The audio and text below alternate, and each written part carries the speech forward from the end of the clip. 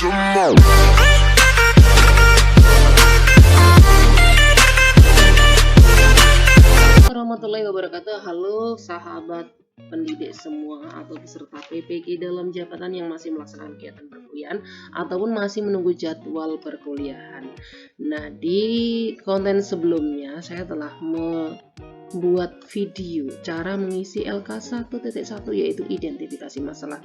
Nah, setelah melakukan kegiatan pengisian identifikasi masalah di LK 1.1, maka selanjutnya kita akan membuat atau mengerjakan LK 1.2 tentang eksplorasi penyebab masalah.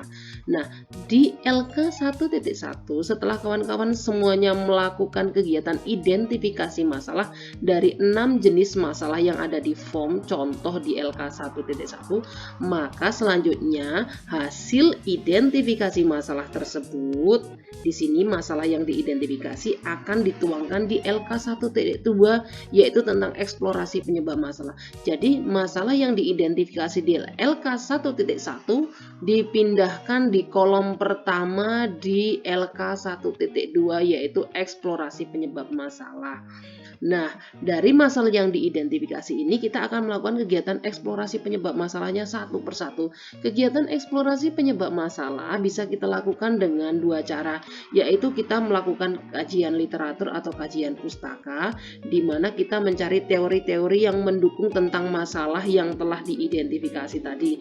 Kegiatan eksplorasi penyebab masalah dari sumber kajian literatur ini bisa kita dapatkan dari hasil searching, diutamakan dari jurnal-jurnal pendidikan ya kawan-kawan.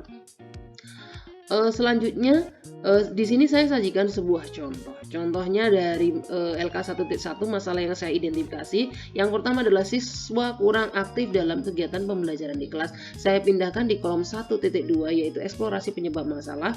Masalah yang diidentifikasi adalah siswa kurang aktif dalam pembelajaran di kelas. Hasil eksplorasi penyebab masalah sumber kajian literatur atau pustaka, yaitu keaktifan adalah kegiatan yang bersifat fisik maupun mental, yaitu berbuat dan berpikir sebagai suatu rangkaian yang tidak dapat dipisahkan.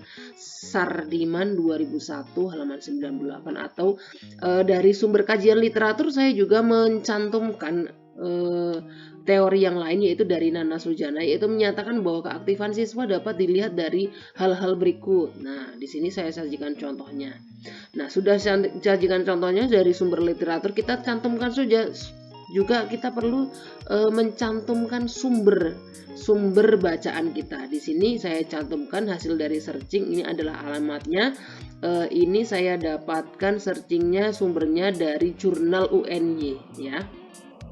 Setelah melakukan kegiatan kajian literatur dari buku ataupun jurnal, maka eksplorasi selanjutnya adalah kita melakukan wawancara terhadap narasumber. Di sini kita bisa melakukan wawancara terhadap kepala sekolah, teman sejawat atau pengawas sekolah. Kebetulan saya di sini mencantumkan hasil wawancara saya kepada kepala sekolah dan yang kedua adalah rekan sejawat. Berdasarkan hasil wawancara dengan responden kepala sekolah, dicantumkan ya kawan-kawan. Berdasarkan hasil wawancara kepada responden kepala sekolah, diperoleh keterangan yang menyebabkan siswa kurang aktif dalam kegiatan belajaran, yaitu guru kebanyakan masih menggunakan metode konvensional, misalnya ceramah, merubah mindset pembelajaran dari teacher center menjadi student center, melakukan kegiatan-kegiatan kreatif dalam pembelajaran yang bisa menggiatkan siswa. Selain itu, untuk mengaktifkan siswa dalam kegiatan pembelajaran, ada beberapa hal yang bisa dilakukan oleh guru, diantaranya menggunakan metode yang bisa mendukung kegiatan penyampaian bahan ajar dan menyiapkan media pembelajaran yang menarik. Lalu saya sajikan lagi di bawahnya, sedangkan hasil wawancara dari narasumber atau teman sejawat diperoleh informasi, yaitu untuk mengatasi siswa yang kurang aktif dalam kegiatan belajar, maka bisa dilakukan kegiatan pendekatan dengan menanyakan kondisinya dan pastikan penyebab kurang keaktifannya, apakah memang karena faktor fisik atau faktor pelajaran yang sulit dimengerti. Selain itu, persepsi sangat penting dalam pembelajaran. Untuk mengaktifkan siswa dalam kelas, guru bisa memberikan permainan sederhana yang masih berkaitan dengan materi pembelajaran. Mungkin kawan-kawan akan bertanya, ini kan jadwalnya kalau di PPG sangat padat ya, lalu kapan kita melaksanakan kegiatan wawancara? Nah, kegiatan wawancara ini kalau seandainya kebetulan rumah saya dan narasumber ini sangat berjauhan, jadi kegiatan wawancara itu tidak menutup kemungkinan dilakukan secara daring ya kawan-kawan, bisa telepon, bisa melalui chat WA.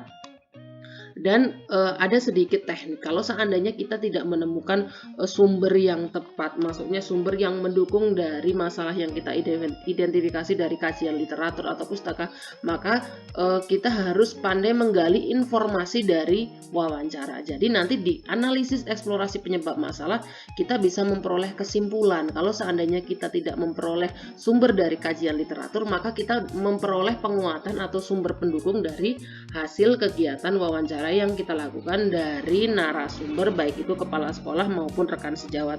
Di sini setelah melakukan hasil eksplorasi penyebab masalah dari kajian literatur ataupun hasil wawancara yang dilakukan oleh kepala sekolah dan rekan sejawat, maka di kolom yang terakhir yaitu kolom inti yang ketiga yaitu analisis eksplorasi penyebab masalah.